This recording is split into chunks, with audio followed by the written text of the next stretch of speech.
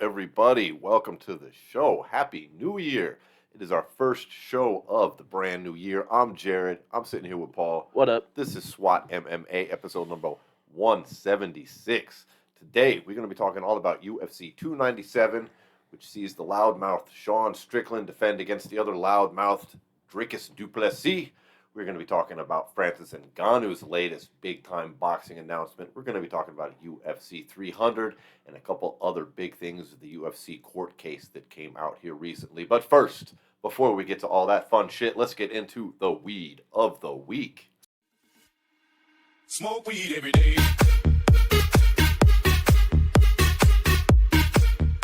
All right, so for this week we have some MTF, and for what people at home don't know, that is Mountain Thunderfuck. Yes. So this is a sativa strain. That's kind of orangey. Yeah. I like it. Must be the limonene in there I'm taking. This one's coming in at 24% THC. It's pretty nice. That's nice. It's pretty terpy. Yeah. So also, this strain's also called Humble Warrior, and other people call it that. Humble Warrior I like or Mountain Thunderfuck. Or as the label says here, it's just MTF. I've always heard it called Mountain Thunderfuck. I've smoked this back in the day. I remember this strain. I'm always down with sativas. I like that. We got also have some Rainbow Runs over here that we're gonna light a joint up of later. We've talked about that on the show quite a few times, so won't necessarily go and dive into the genetics of that one. But we've got a lot to talk about today, so let's dive right into it. First, let's talk about some boxing, I think. So over the last couple of weeks, we've heard some rumors rumbling about the possibility of an Anthony Joshua and Francis Ngannou matchup, and now it is official for March 9th out in Saudi Arabia. We get Francis Ngannou taking on Anthony Joshua. Francis Ngannou coming off the miraculous performance against Tyson Fury that just shocked the whole world. How do you see this going? Francis Ngannou just keeps on winning. First of all, I want to talk about that for a second. I mean, every gamble that this man has taken so far has paid off. And in the face of the most powerful MMA organization in the world, he gave him a big fuck you, thumbed his nose, ate a whole lot of shit, and came out and shocked the world against Tyson Fury. And now here he is winning again. This is the second biggest fight after Fury that he could get, is Anthony Joshua, who's fresh off a victory over Otto Wallin. Yeah. At the big show in Saudi Arabia a few weeks back. Originally it was going to be Deontay Wilder versus Anthony Joshua, and that shows you how bad Wilder did in his fight, and also how much serious stock is being put into Francis Ngannou right now. Because keep in mind, you roll back 3-4 months ago, Eddie Hearn was saying, nah, Anthony Joshua is not interested in fighting Francis Ngannou because we don't do gimmick fights, and that's all that would be. To now, after seeing the performance against Tyson Fury, they're like, yeah, Deontay's out, you're in, homie. Well, and I think it also speaks more to the legitimacy of Francis Ngannou is, like, now he's actually technically ranked in the WBC at number 10. Like, there's an actual stake there to someone having a claim to some kind of title shot, you know what I mean? Yeah, there is. He's, I don't know what else to say. I hate to sound repetitive. He's just really impressive with this. I mean, his boxing debut was impressive. Signing this fight, I doubt he's going to do any MMA this year. Does it really fucking matter? No, I don't think it matters at all. And also, I think it's almost helps him that he doesn't do any MMA at all, because now with the PFL Bellator merger, there's like this kind of almost infancy that this new company is in that we don't necessarily know what it's going to look like yet. So maybe he gives them a year to kind of give themselves an opportunity to show the fans and everyone watching what the PFL Bellator thing's going to look like. And then also he has this opportunity here with Anthony Joshua to really give himself not only a chance to get another shot at Tyson Fury, but maybe even a possibility to get a shot at the unified championship of the world, because you have Fury and Usyk fighting a couple weeks after that March 9th date. Mm-hmm. And so you got to think AJ or Fury, I guess Ngannou would possibly get that next title shot right behind, the winner of, I mean, obviously I would think barring if Tyson a Fury rematch wins there. and there's no rematch clauses that are taking effect, Yeah. and if Francis Ngannou were to come in here and, like, let's say he sleeps Anthony Joshua, which is a distinct possibility. It is possible too because people don't realize is like Anthony Joshua has had questions about his chin in the past. We've seen him dropped in big title fights. We've seen, and not to say that it's like just some foregone conclusion that Francis would be able to do that, but No. Joshua has had questions about his chin in the past. And Tyson Fury is not one that goes down. Other if your name's not Deontay Wilder, I mean, I'm just saying he knocked down Fury, and Fury was not known for getting dropped hardly ever Yeah. either. And so I think he's a legitimate threat. I think he's got a solid chance of winning the fight. Honestly, I mean, I think the only way you think he doesn't is if you're of the camp that he just had some fluke performance against Tyson Fury, and I don't think that was a fluke. I wouldn't say it's a fluke because it wasn't just like he randomly knocked him down. He boxed well. Yeah, he showed a lot of speed. I remember when in the pre-fight workouts and in the media, he looked so terrible on the bag in the mitts. Like, Yeah. John Fury was talking mad shit. He was like, dude, if that's your speed, you ain't going to make it out of the first round. Yeah. And then he came out and he was fast as fuck. Yeah, I think he was sandbagging, to be honest. Yeah, me too. So I think he's got a fair chance of winning the fight, even if it goes to a decision. I think he can box good enough. I think a lot of it will depend on which Anthony Joshua shows up, because we're all back on board that he's doing all right now, just because he did good against Otto Wallen. Okay, good. He needed that. He didn't look too good the two fights before that. Yeah.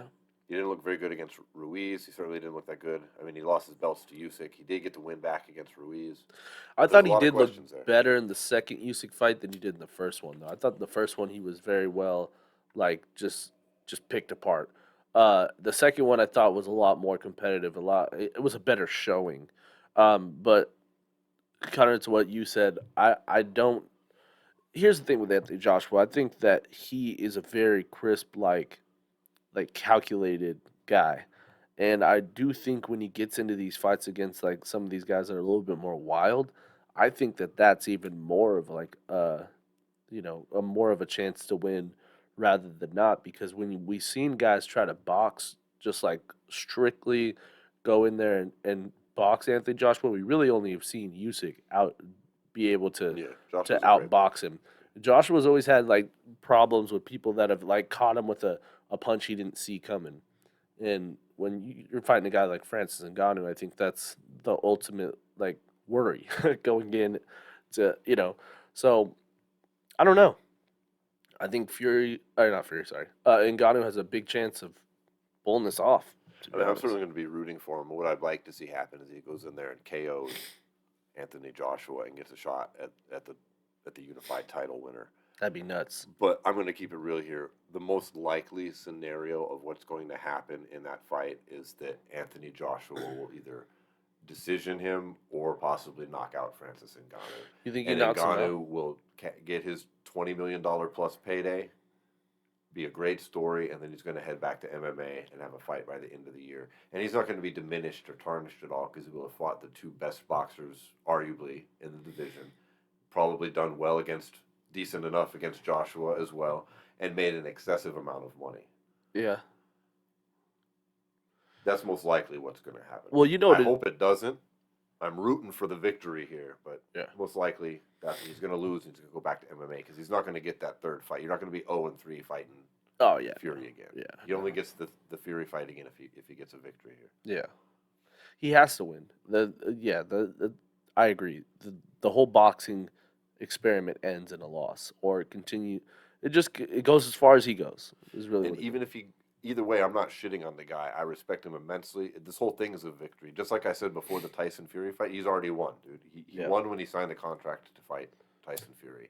Yeah. And he's won even bigger now, signing this contract to fight Joshua, period. And he's lucky enough to be doing this shit in Saudi Arabia, though. People want to talk shit. Oh, they're whitewashing sports and using sports to whitewash their country. All this, it doesn't really matter, right? Because Ngannou's not a politician. We're not politicians. We're fucking watching boxing here. Yeah. And it is what it is. They're paying big, huge fucking money over there to try and turn that area into a center for sports and entertainment. All right? So, good for fucking Francis Ngannou, a poor kid from the sand mines, Yeah. to cash in on some of that fucking money and make a respectable showing for himself along the way. Because not only has he won by getting the money, but he's won by holding himself respectable in the ring. And ultimately outside of following it his as his well. dream, his original dream. Yeah, who doesn't respect that shit? So, I'm rooting for the guy, but he's probably going to lose here, and that's fine because he already won. So here's the only avenue we haven't necessarily like focused on. I think is what if there's a scenario similar to what happened in the Fury fight with Ngannou? Does that get him a third fight? If he barely loses, Well, like if he loses but arguably wins. yeah.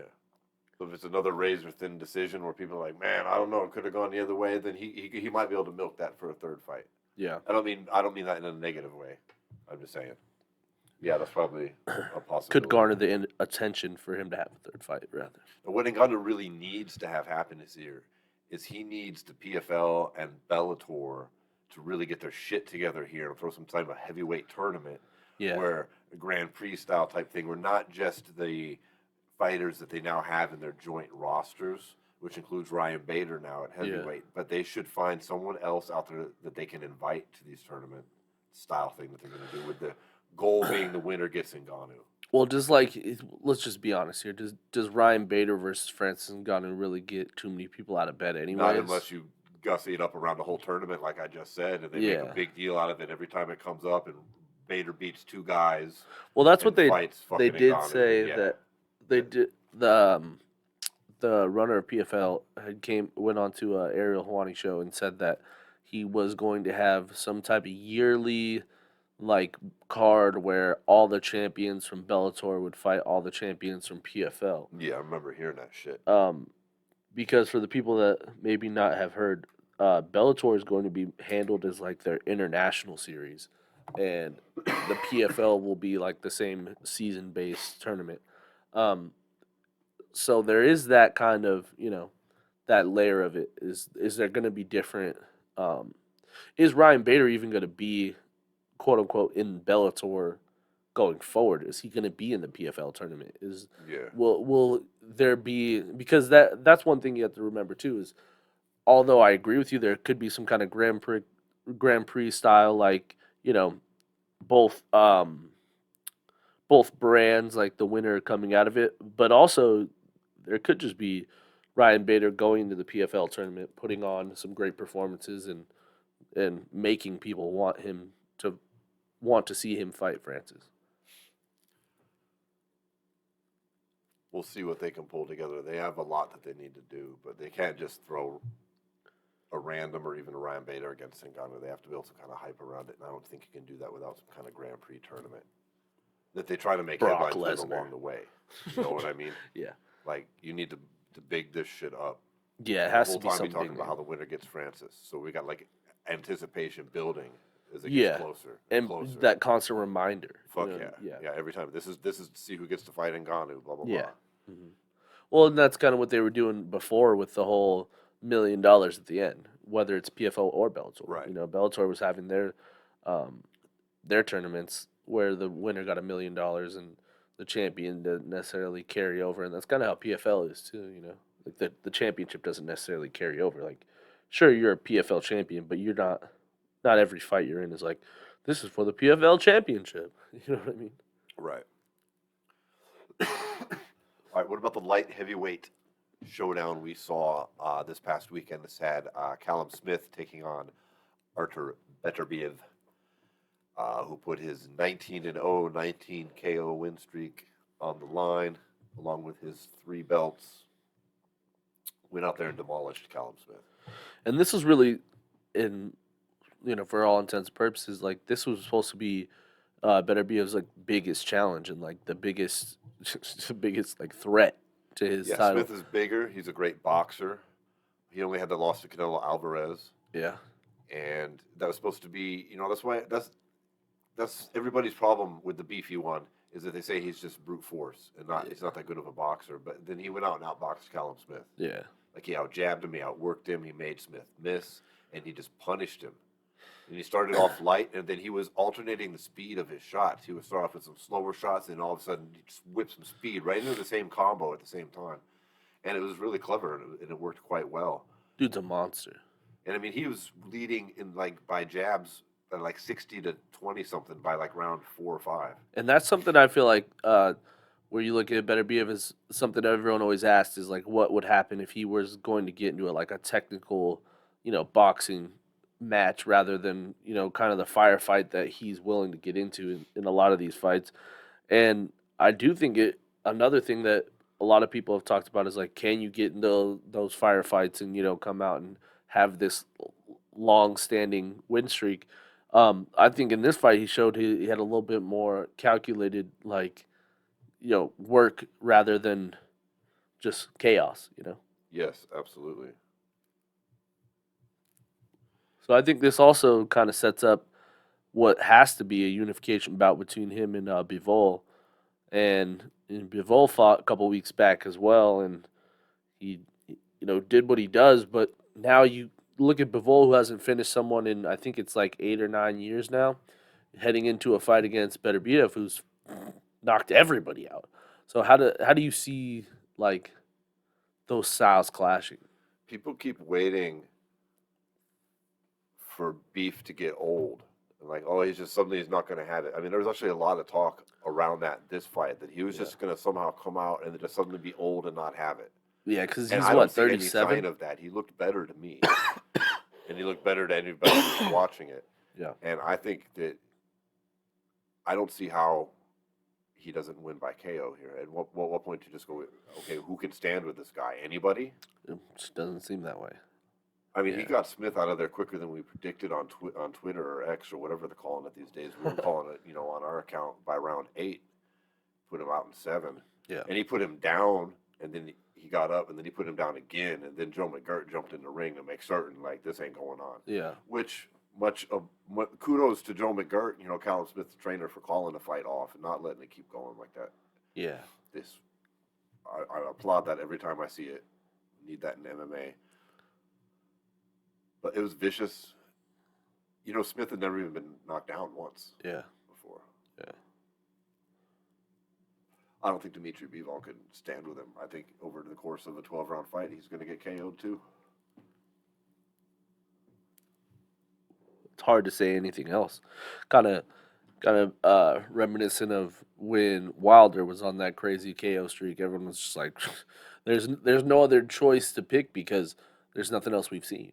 What I mean? And I might be saying something different if the fight had gone, say, Smith boxed him the fuck up, and then, Arter just landed a fucking punch and KO'd him. Yeah. After being down on all the cards and losing the fight. Like, yeah, I don't know if you want to go in there and fuck, with Bivol. Maybe you have lost it. Maybe he has turned the page. But nah, dude, he went out there and looked better than he's ever looked. Yeah.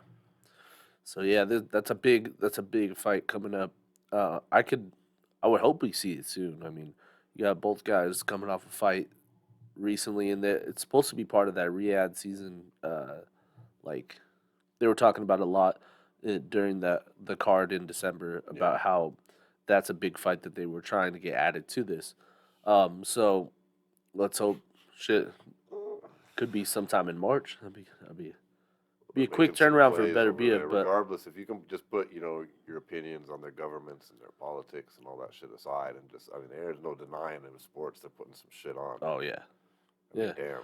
This this string of fights that they've just continue to put out is fucking. That's what a lot of the haters don't understand about that Fury and Ngannou fight. Like, oh, it didn't do good on pay-per-view. Motherfucker, it was never supposed to do good on pay-per-view. It's not a pay-per-view fight, really. You're lucky it was even available on pay-per-view, honestly. Yeah. Because they didn't have to. They weren't counting on that at all. It's not for that. Yeah. Dude, it's for the spectacle side of it. The next Ngannou one will probably be monstrous on pay-per-view. Oh, yeah. If they market it here. They didn't the last one, really, but we'll see. Doesn't really need to also though, because you've got a whole other UK market that loves Joshua. All right. Well, is there any other boxing news that's really going on that I'm forgetting about? Not really. So. I think that's it. Now, we got a big UFC event coming up. The first big one of the year. We had that little Apex fight. I can't believe we're still in the fucking Apex in 2024. pains me. I didn't watch it. Not a lot to talk about. Johnny Walker got destroyed. Yeah, it's pretty rough. Yeah. Now there's a little bit of a. I mean, do you give him a title shot over Hill? Because Hill had the title. I mean, lost it to injury It's kind of a gridlock there. a little bit. Well, it also kind of depends on Hill's recovery like timeline. If Hill's like back before the end of the year, then yeah, you do that. But if he's not talking about being able to come back before like late this year, early next year, Yeah, fuck that I shit. think you have to go with Arc Live in the meantime, just to keep, not even you know what I mean, just to keep keep the division going. Like we can't, sure, Hill can have a title shot whenever he comes back because he never necessarily lost the title, but are we just gonna sit here and hold up the division for however long he's takes him to heal from this? No, I fuck don't that. know. I don't know about They're that. gonna move on quick. Well, let's talk about the upcoming card. They've got UFC 297, Sean Strickland versus Dricus Du Plessis for the middleweight title, Strickland's first defense. We've also got a women's bantamweight title fight in the co-main event for it's the vacant strap. Amanda is retired. Belt. So we've got Myra Bueno Silva taking on my homegirl Raquel Pennington. I like Raquel Pennington. She's from my hometown of Colorado Springs. Met her a couple times at UFC fan events. She's real cool. But I don't know, the Silva girl looks legit as fuck every time we Yeah, see her. Buena Silva's really good. And I like her. She's got a lot of shit to say about Juliana Pena.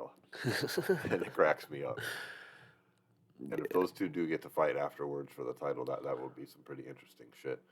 But Pennington is really turned her career around. Like her record is not indicative of how good she is. She had Yeah. a bit of a loss streak, and then she really turned a corner with her training and came up the ranks quite deservedly so. Well, not only that, I think she kind of speaks to what's left of that, like those real pioneers of the women's division. Like she was fighting against the best of the best at that time, earlier in her career when she wasn't quite on their level, not necessarily like fairly. She was fighting Yeah.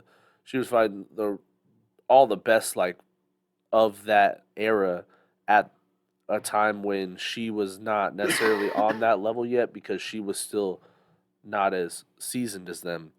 But now her, I think she's probably the most deserving outside of Pena for this shot, and I think this is going to be kind of her moment to really stamp her legacy.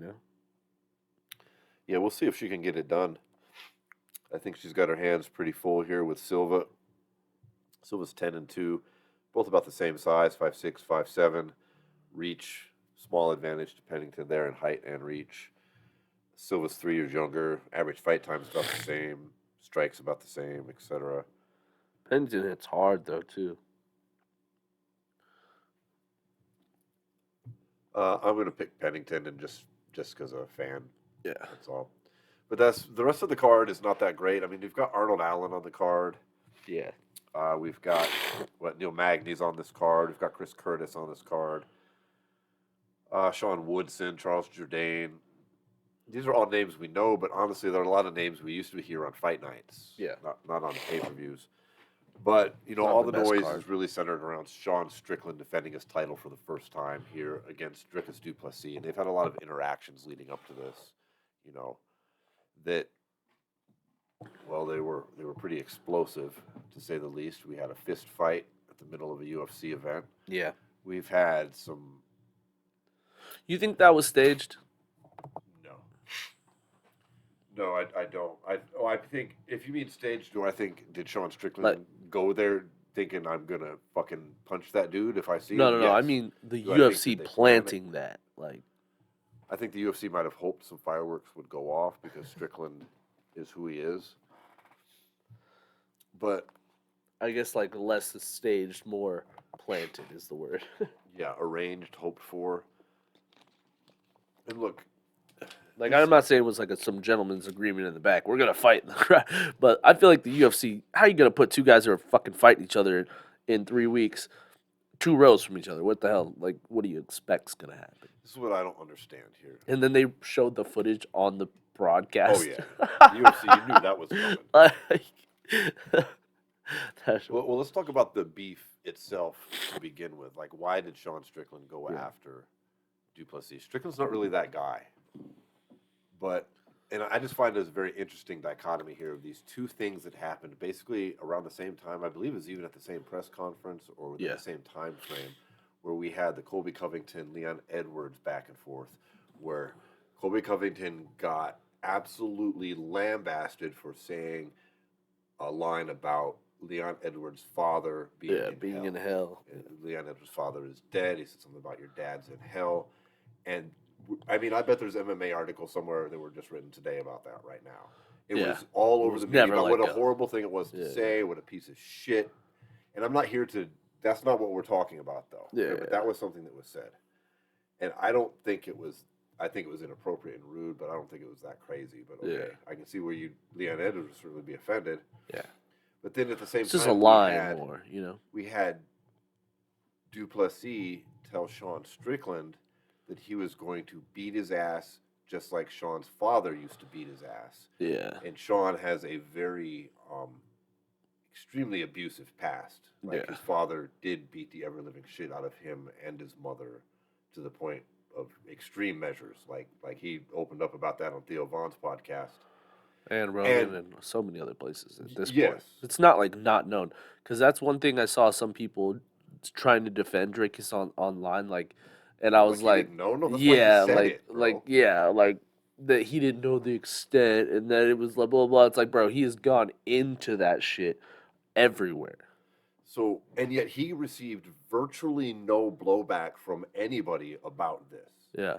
And I just find it very interesting that Colby Covington said, "Hey, your father is in your deceased father is in arguably a made up place that none of us know if it exists or not, but he's there." Okay, no offense to religions here. I'm just saying, arguably it doesn't even exist. Okay.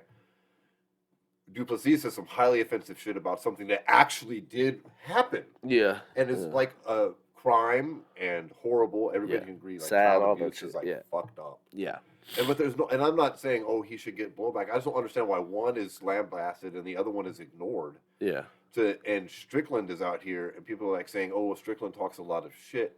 I've never heard him say anything about that. Yeah, he's more like talk shit about like rumors about you. Right. Like, He's you like, know what I "Oh, mean? he Like, talks shit about so and so's wife writing the book." Well, she wrote a book that it's public information. She wrote a book on how to fucking fuck a rich dude. But here's the thing. Let's not even the same as like, your wife was raped. Oh, let me poke fun at that or something. Yeah. You know what I mean? That would be like, what the fuck? Yeah.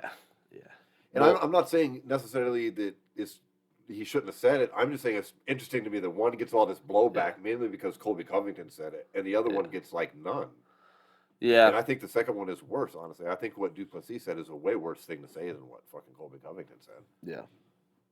And Du Plessis always just kind of rid that line, I feel like, too. Like, he like tries to talk shit, like, you know what I mean? He's the guy that told Israel Adesanya I'm the real African fighter here, which is technically true, but it's certainly true. But thing to tell a black man. That's what I'm saying. Yeah.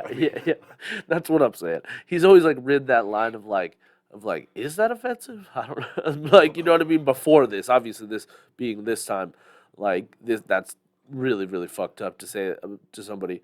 But you know what I mean? Like, he's always kind of been like a lower voice that not a lot of people pay attention to. But like, even in the Darren Till fight, like he like him and Darren Till had some weird like shit talk too. Like, it's just like always seems to be this like this level that he's willing to stoop to like try to get eyes on him, and like still people are like kind of like I kind of know who he is. Right. You know what I mean? Like, and I feel like that's kind of his stick at this point. Like, it's not that he's saying like the most heinous shit ever, which in this case he kind of did. But in the past, it wasn't that he was like saying like the most heinous shit. It was just like always his shit talk was never like was never something that you watched during the broadcast and you're like, that's pretty light. It was always just like, God damn, this motherfucker's going hard for no reason. Like, he's like, I'm gonna fucking kill you, Darren Till and shit like that. It's like, whoa, okay. And like shit like that. So See, I I think you don't know. nailed it there with him. I think he's just trying to ride the line Yeah. and get the press. But he said it to Strickland. Now you said, "Do I think this was staged?" I think that Strickland is the type of man that if you cross a line with him, you're Oh going to yeah, pay a price, for sure. and that's it. He's like, Yeah. "Well, okay, you said some those fighting words, and when I see you, we're going to fight, Yeah. even though we're fighting later." And that's And kind I of think even, Strickland's just like, "I'm going to be that guy that's going to take that punishment." and You I know what I think that mean? even kind of solidifies your what you were saying before about Strickland's like shit talk is even if you really look at like what he said after he said all that shit about you and Gary, he's like, it's like honestly, bro, like I'm not trying to fight you or anything. Like if you want, we can fight, but like I'm just trying to help you. Like, you're getting Like publicly it's like played here, guy. it's more like, but and even the same Took your thing when wife's like name. even the same shit with like the Israel Adesanya stuff too. Like when he was talking about his dog and shit. And then if you watch, there's this interview that just came out where he's like, yeah, after the fight, Izzy got really mad at me. He's like, hey, don't talk about my family. And he pointed to his dog, and I was like, that's your dog. That's not your family.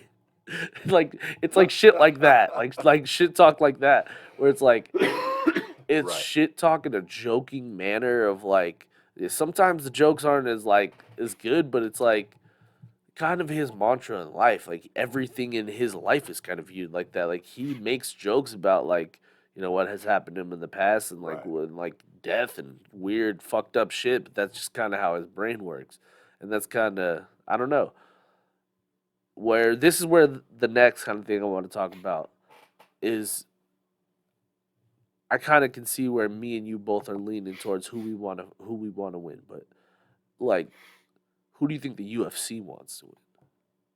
Because I think that that's a serious conversation when you talk about Sean Strickland. Like, as much as everyone loves his shit online and shit, but if I'm like, let's take all of like what we like about him out of the picture.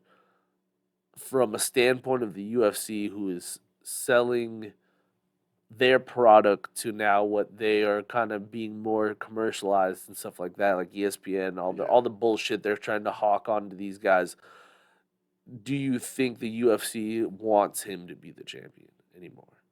If you would have asked me this before the Israel Adesanya fight, I would have said, "Hell no, they don't want Sean Strickland to be champion." It's kind of like having a Diaz brother the champion. You know what I mean? Now, him versus DDP. Oh Yeah. yeah, they want Sean Strickland to win.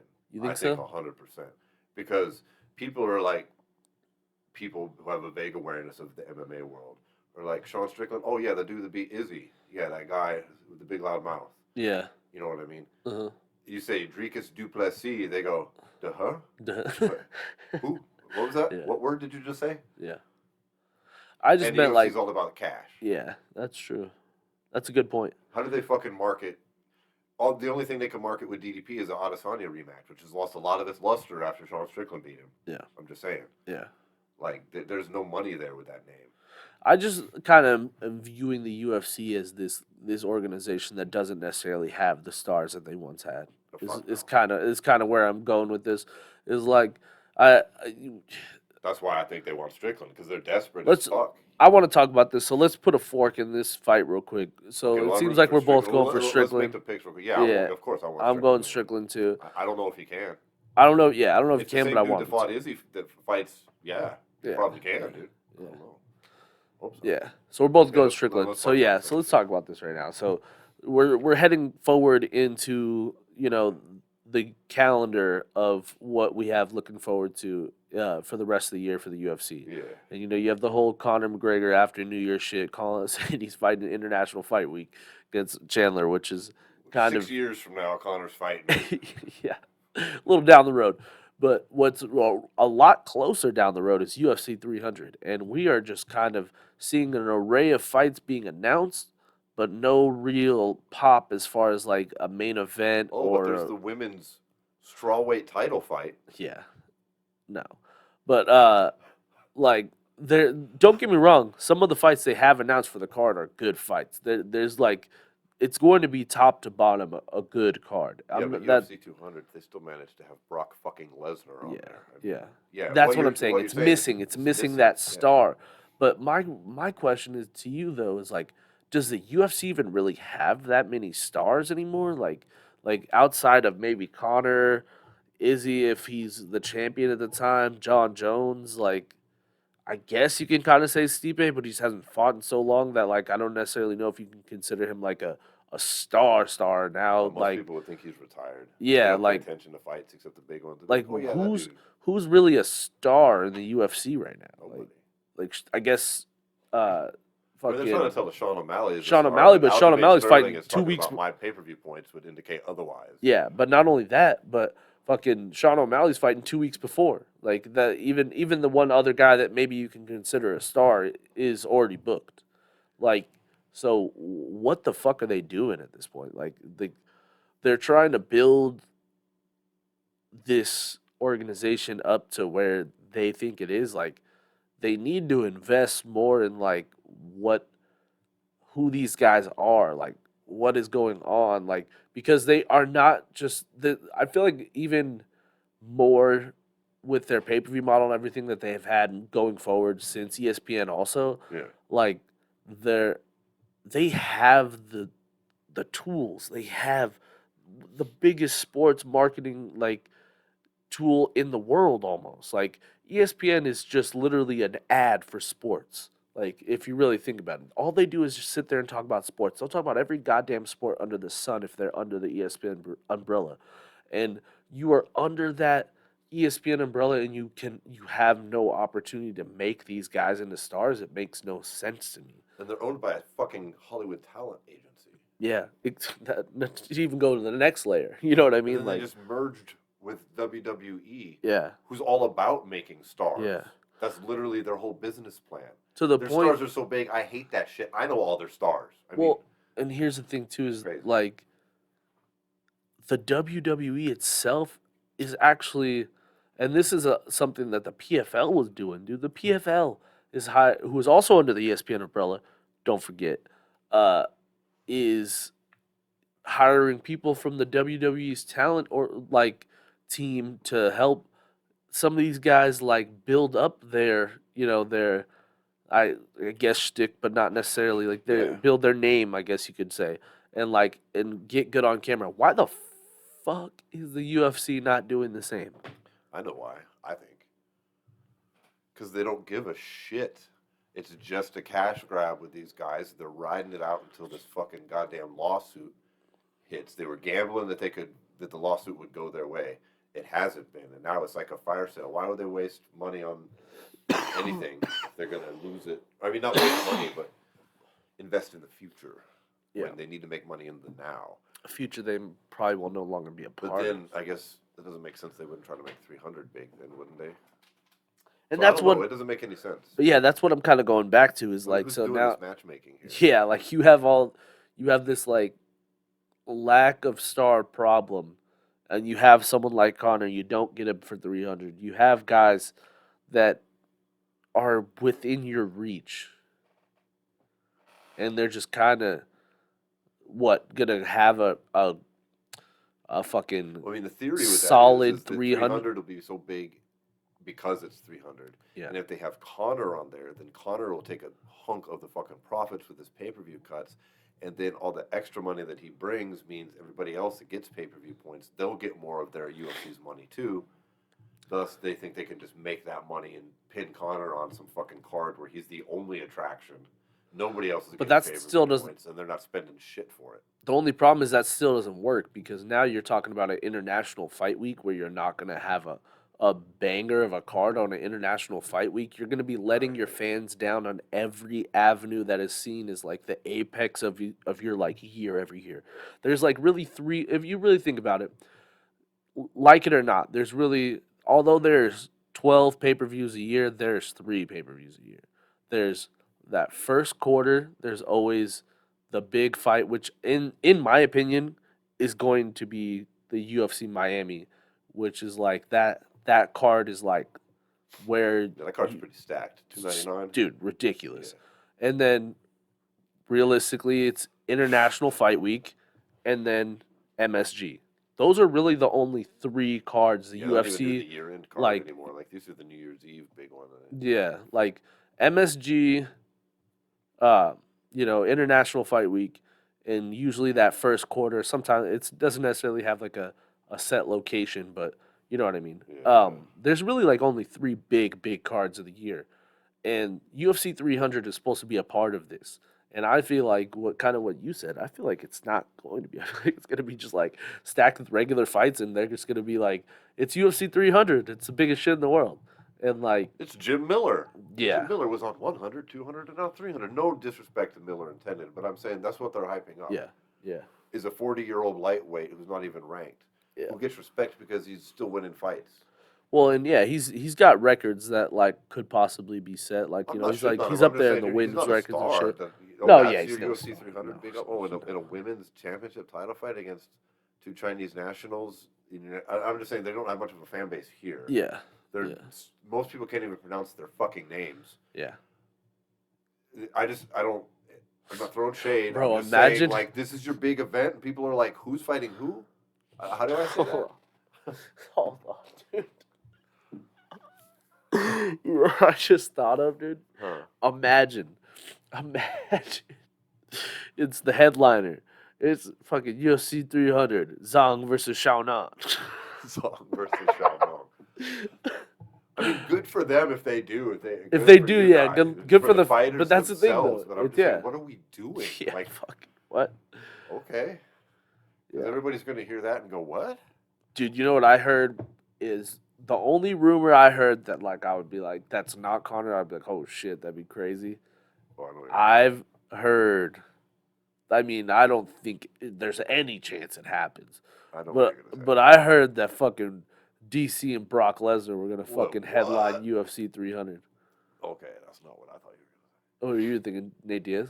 No, Oh. I heard almost equally a shocking rumor that fucking it was going to be Leon Edwards. Oh yeah, that one. No, versus Khabib Nurmagomedov. Oh, what? Where'd you see that? Dude, that was in the news like 2 days ago. Really? Khabib being the secret to come and fight Rocky on fucking.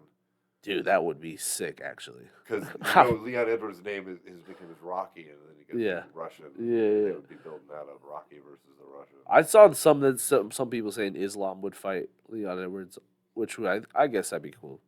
Yeah, I totally thought you were gonna say Khabib, DC and Brock. That would be crazy. DC and Brock, dude. That would be Imagine. fucking nuts. DC is looking hella out of shape though. Dude. He is. Brock might And Brock's fuck him looking up, dude. nice. And Brock is still looking solid, dude. Brock looks like a fucking specimen. DC looks like a fucking ad for Weight Watchers the before. Yeah. He's fucking selling George Foreman grills now. Yeah. Fucking dude, Except imagine he's too though. busy using them shits to. Imagine that would be sick. Oh, that I would be watch crazy. that. Oh, so I'd watch the fuck out of that. I don't even have to have a title attached to it. I'd watch it. I don't think. I think we're getting Jim Miller in the co-main event with the women's strawweight title fight. As the Bo Nickel opening the and prelims. the whole goddamn Bo Nickel mopping up in the third place. Yeah, Dude. Jesus. Yeah, that's it. UFC 300, baby. It's all about the ladies and Jim Miller. And Cody Garbrandt. No, Cody Garbrandt's the Biggest co-main story in event sports. versus Figueiredo. Oh yeah. I think that's on the main card. I hope that's on. So in reality, though, there's got to be some kind of. But that's another thing that we were talking about that we didn't get a chance to talk about, though, is there's kind of also this weird spot where the UFC is, where they have these champions that like none of them fight more than once a year, like twice a year. Like Yeah. we at least like with Izzy, like him, dislike him, whatever. Fought a lot. He fought 3-4 times a year. There's maybe one or two champions, Volkanovski and I guess I don't really know, Pantoja maybe that will like probably fight 3 times this And he year. just got the belt. Yeah, you know what I mean. Okay. There's maybe 2 champions that will maybe get 3 fights this year. Yeah.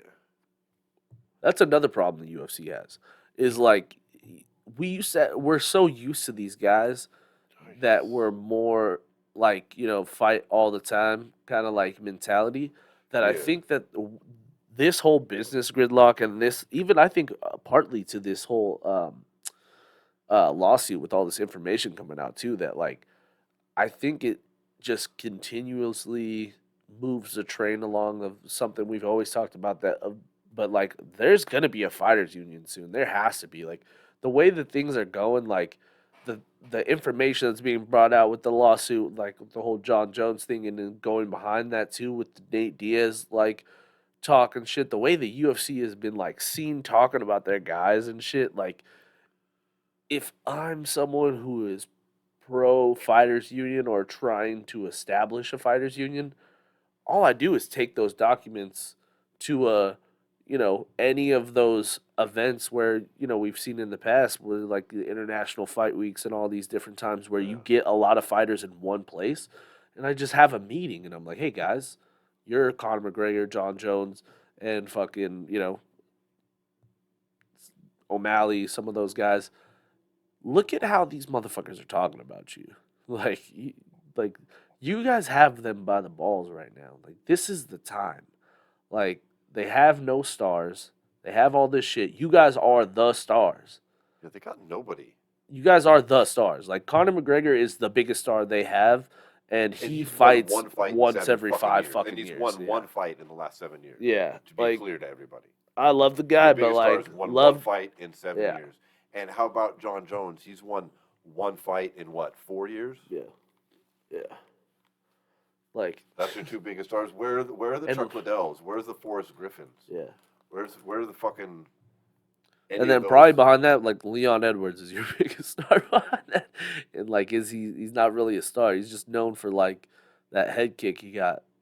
He had hit. I don't think fucking O'Malley's as big as they want to push. I don't think Aljamain Sterling would come out and say it would. I think if he made Fat Bank, he would be like, "Yeah, but I got paid." Yeah. You know. He said it wasn't. Well, he was like, he said he would have fucking not taken the fight if he didn't know that was the check he was going to get. Yeah. Because he was pressured into taking the fight, but it was supposed to be this massive payday. Mm-hmm. I think if he got that payday, he would be like, "Well, look, I gambled, I lost, but look, I got this fat payday." Yeah. And instead, he's like, "Actually, it's pretty normal. This sucks." And well, no, that's the thing though too, because I think that one part of Conor McGregor that a lot of people don't give credit for is it's hard to build a star like him, not only because of like the fighter he was, but I think the international part like does also bring in like into effect. That's why I feel like guys like Khabib and Conor and like all the guys who have been like actual international stars for the UFC are not from the United States because the UFC does not promote their guys in the United States alone. In MMA, I think the biggest American star they ever had, Brock Lesnar. He was famous because he made his name before WWE. Yeah, like, and that's what I'm saying. Like, and it does kind of happen sometimes in the U.S. Like, I don't necessarily like there's some guys who come out of these fucking spots and they're like Conor McGregor is the fucking biggest Irish MMA guy ever because at a point where guys in Ireland were trying to make a name for them on the MMA scene, he took it and ran with it. Khabib, at the beginning when all those Dagestan guys started coming into the UFC, he was kind of the poster child for like, this guy represents all those guys. Conor, like, remember when like the guys like what's his teammate that was the Artem Lobov. No, the 125er.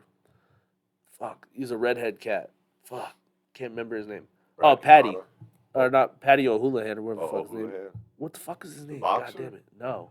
Oh, I know who you're talking about. The one who's he like had to retire from MMA because he had like some weird like disease. Yeah. We'll move on. Either way, but there was like those guys were in like the Ultimate Fighter and Artem and guys like that.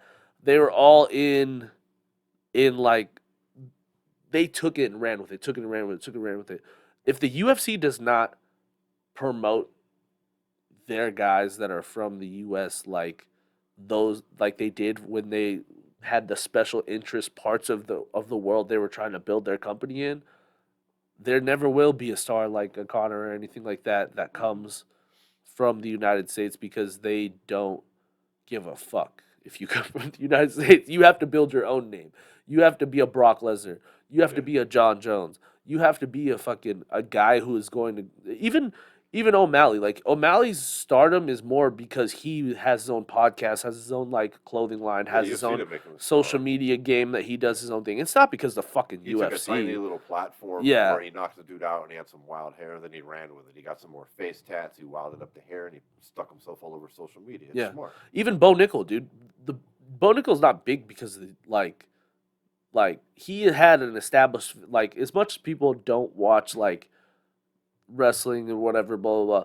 He still had like his own established fan base that got him into the Dana White Contender Series and all that kind of shit Right, because right. of his prior wrestling background. Like it may be a niche, but he still had his like every guy that comes into the UFC that's from the United States that is a star has some kind of shit that made them different, and that's why they are who they are. But the UFC does this shit, man. Like we've talked about in the past, like as much as like Brandon Moreno is a great fighter, but like the UFC also like took a special interest in that region Yeah. and has now made stars from those regions because even Brazil, like you were, I know we kind of I breezed past it, but Anderson Silva is another one too. When they had all these guys coming from Brazil, Anderson kind of was Yeah, the he was one like that took it to the the next level. Then you got absolutely. the Jose Aldos and all the guys that were in different weight classes, but Anderson was the one that took it and ran with it and like put it on. And although whenever you talk about MMA, Brazil's always has kind of like the background and backbone because there's been so many Brazilian guys come through the organization. But that even then, like it's just there always is other guys from other countries that come into the UFC, and the UFC takes a bigger interest in telling their story than any of the guys in the Yeah, U.S. and it's no reason that they're interested in the fighter. They're interested in simply the region It's like because they exploiting see them, yeah, dollars. It is. It's exploitative. Absolutely. I mean, like you mentioned Moreno, because they couldn't mention that guy's name without being like, he's from Mexico, yeah. Mexican, first Mexican Same champ. And thing. Same thing with I mean, Khabib. that's great. I mean, that's a good It's accomplishment. There's nothing Dagestan every wrong with time. it. But you Yeah, literally, like, clearly they told the broadcast team to say that. It yeah, was in every ad. It just became like you couldn't say his name without being like Mexico, Mexico, Mexico. And it's not yeah, because they give a fuck about Mexico. They want the Mexican dollars. They yeah. just want the They money built the from the PI region, over the money there. from the region. Yeah, And that's why when the next one rotates in, they get the exact same treatment. And Moreno suddenly, well, why aren't they pushing him now? yeah. Well, He has to have his own fan base no, after that. Yeah, no, now it's um, the women's 125 champ, yeah. Whichever one and ends up fucking being. Grasso. Now she's like, oh, there's Mexican champion again. Yeah. It's all over Hmm. that.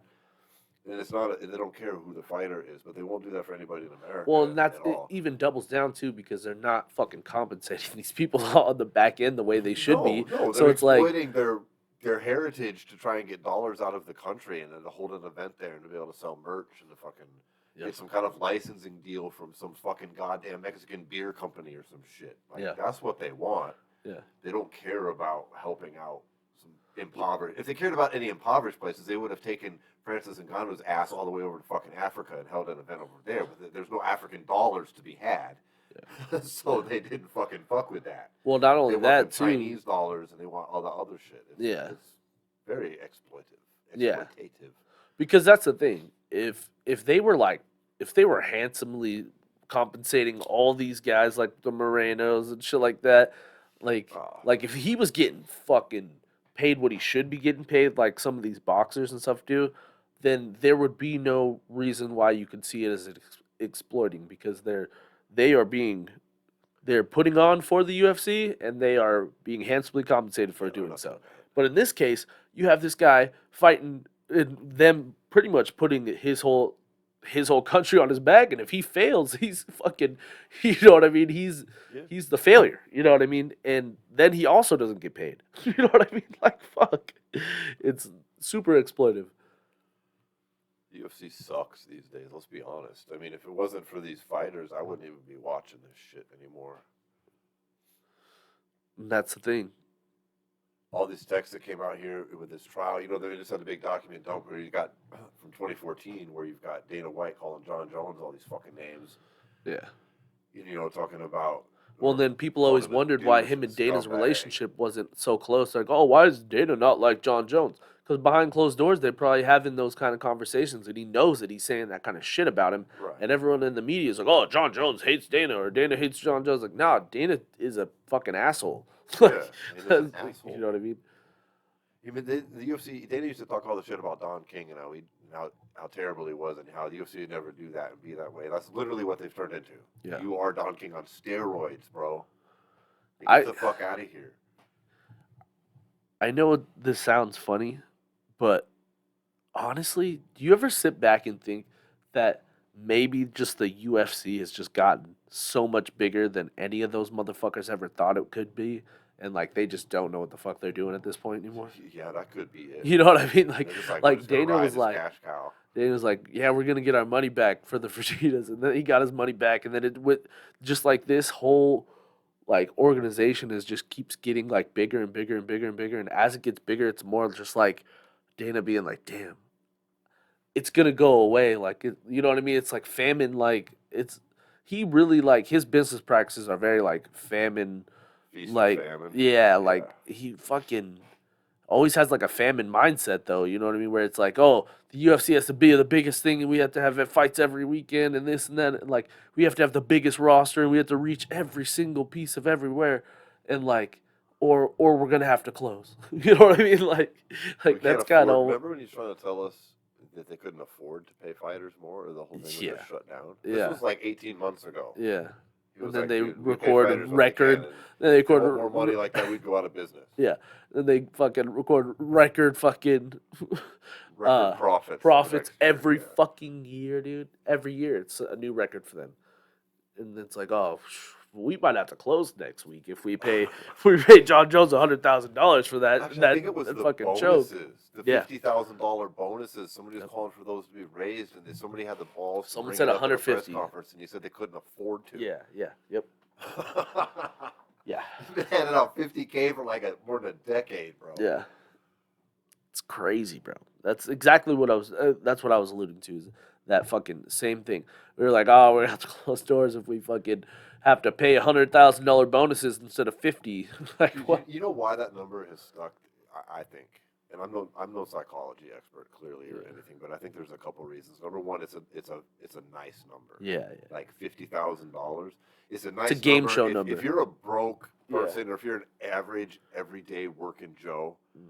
$50,000 sounds like a fucking fortune. It's a Jeopardy And number. we're talking about fighting here, Yeah, right? yeah. And so it's like most people look at fighting and they go, "Oh, I could do that. Yeah. I could Yeah. fight." You know, most guys. I go with And then you hear about, $50,000. you got $50,000 bonus. Holy shit! You know what I do? $50,000. I work a whole year for $50,000. He just fought for 2 minutes. Yeah. And that's how the public, kind of a large hunk of it, either perceives it, or that's how the UFC thinks they fucking perceive it. Yeah. And they keep the fighters broke enough on these contracts where, like, dude, if you're getting 10K to win and 10 to show, and you just got 50, dude, that's like your whole year right there. So they're broke enough. They're like, okay, cool. And there's no uproar. Yeah. Well, and you know what I think also? Did you watch? You see Bo Nickel when he was on Joe Rogan? He was talking about this, and he was saying that like he views the UFC more like you're on your own. Like, and you have like a better idea of like.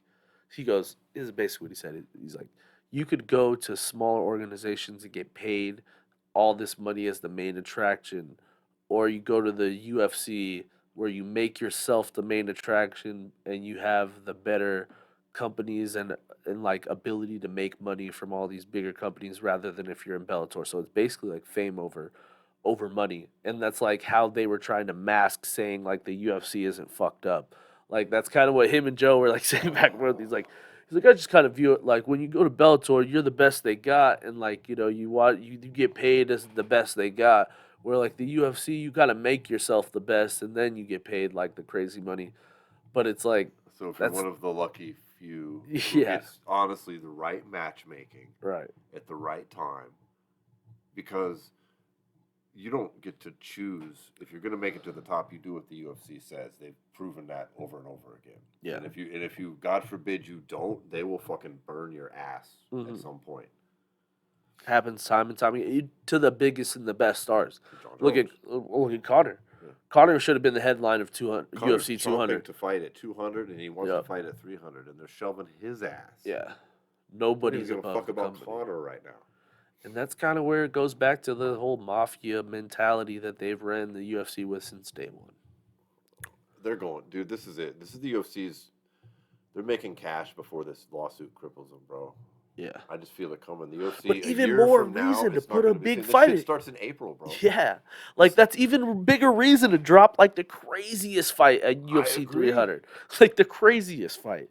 Like Wow. it's even more like if you're trying to cash cow this bitch and dip, like you better get it going while it's good, because like you can't just be having guys sitting on the couch and then talking about we're the highest grossing fucking uh, thing in the world, and then you got people in Saudi Arabia right now who are willing to pay fucking big monies to see whatever guy fight whoever.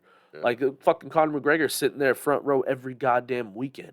So the UFC, they can fuck around all they want, but Conor will go fucking fight Manny Pacquiao in front of all those people for $500 million for nothing. Yeah, he's the one guy that has leverage with his contract because he's already boxed once and can arguably, because he has a professional record, and he can arguably claim the fucking Ali Act Yeah. But for boxing. not only that though, that's another like layer of what Francis did, like does to the UFC too, because Francis is a big name and he is like great and all, but if I have a boxing style like and I can build somewhat of a following and behind me, like I'm I'm gonna go box. I'm gonna go fucking box at this point, Yeah, I would. because like if I can somehow, some way, shit piss in the wind and get a win over somebody who's got a big name in boxing, I'm getting paid fucking 10 times what I'm getting paid in the UFC. Yeah. Like, and that's always been the UFC's argument too. It's like, well, if you're in the UFC and you're at the bottom, you get paid more than if you're in boxing and you're at the bottom. But it's like, It's not the same. it's not the comparison, same at all. if you leave the UFC with a name. Like, you know what I mean? Like, and that's where they're kind of like bridging the gap too, like, because like if you're Dustin Poirier and like you fucking are done with this shit and you're gonna go boxing, all you gotta do is fuck around and win some kind of big fight, and you're fucking getting paid quadruple what you were getting paid in the UFC. Absolutely. Let's go back on what you just said there about boxing and pay. I've heard Dana say that So many times. And I was just thinking about it, though. That's a fucking logical fallacy, though. It doesn't make sense. He's saying that look at what the bottom guys in the UFC make, and look what the bottom guys in boxing make, and we pay more. But the UFC is not all of MMA. Well, the UFC is That's not not the an only one accurate paying their comparison. paychecks. Also No, in boxing. an accurate comparison is look at what the bottom guys on the regional circuit in MMA get paid at a smoker. Yeah. And look at what the bottom rung guys at a regional show at boxing get paid at a smoker. Not the fucking UFC. Yeah, no. If you made it to the UFC, you're already, quote, in the big leagues. You can't compare that to the guys that are just starting out in boxing. Yeah. That's not an accurate level at all. That's apples and oranges. It's not. It sounds the same on the surface for a minute, but it's not when you pull that apart for a second. Well, and the UFC is not the entity of MMA. Yeah. Well, not only that, let's look at it this way too. One thing that has really, I think, affected the regular everyday UFC fighter more than anything is their exclusive sponsorships within the UFC. Whereas I maybe am a boxer who's on so-called UFC level, like, side to side. Maybe you're getting paid base pay, like in the fight, more than me, but I'm also getting sponsored by 50 fucking companies that all are giving Plus me a Instagram sponsorships, TikTok sponsorships, that are all giving me a sliver at the end that you're not getting, because you have to wear those fucking Reebok shoe, or not Reebok anymore, fucking the Rock shoes, the Rock fucking Under Armour Crypto.com shoes, shirt, and sipping a fucking Bud Light after the fucking show, with your and you get no cryptocurrency money shirt for that. on and shit. Yeah, you get no money. You don't get anything for that. So that's the real difference, I think, that everybody kind of doesn't see behind the scenes. Absolutely. Yeah, it's fucked up. Well, I think that kind of wraps up everything we had to talk about today, though. Yeah, for sure. Good luck to Sean Strickland here coming up. Hopefully next week we're talking about another crazy victory by that dude. That'd be pretty awesome. Yeah. All right, cool. Have a good week, everybody. Peace.